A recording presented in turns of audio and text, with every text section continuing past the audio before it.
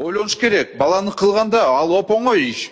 Бирок ойлоnuш керек. Финансылык мүмкүнчүлүктү ойлоnuш керек болчу. Турабы? А бизде кыла берет. Башка үй бүлөгө барып, тияктан кыла берет. Үчүнчү үй бүлөгө кыла берет. Бөлөкчө барып еще башка аял менен кыла берет. Ойлонбой эле кыла берет да. Андай болбош керек. Жоопкерчилик болуш керек да. Андан ким күнөөлүү? Президент, депутаттар, өкмөт, сот, прокурор. Бүт баары күнөөлүү, бирок бул киши күнөөлүү эмес да.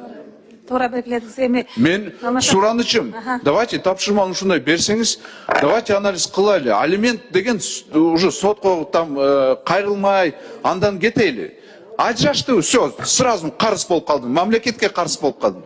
Мамлекет мейли ата энелик ушундай пособияны төлөп берсин. Вот минимальный биз өлчөп берели. 10 000 сом болобу, 5 000 сом болобу, ай сайын төлөсүн.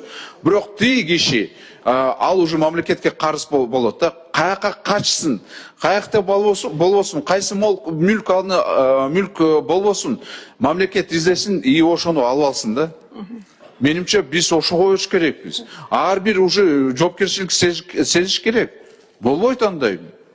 Дастан Алабаевич, эми сөзүңүздүн баягы сөзүнүн эмеси бар, негизи бар, бирок жаштарыбыз үйлөнбөй коюшту мүмкүн да, муну менен баягы тамаша иретинде сиздин сөзүңүздө. Бирок статистикага токтолсок, 2019 жылдан берки үйлөнүү жанагы нике жөнүндө үйлөнгөн боюнча статистиканы алсак, 22% орто эсеп менен жылына ажырашат экен. 22, 23, 22%. Алардын ичине канча алиментти төлбөгөндөр жүрөт да? Ажырашуу болот экен. Анан мен даже аталык укугунан ажыратылган фактыларды алдым. Мына эгер 25-жылы 341 аталык укугунан ажыратылган.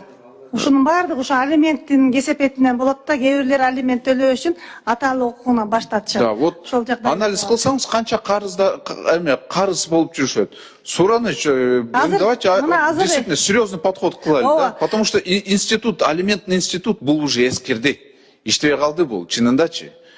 Ал иштебей калды, потому что 60 000 бар экен, 2020 60 000 сот аткаруу барак алимент боюнча бар экен.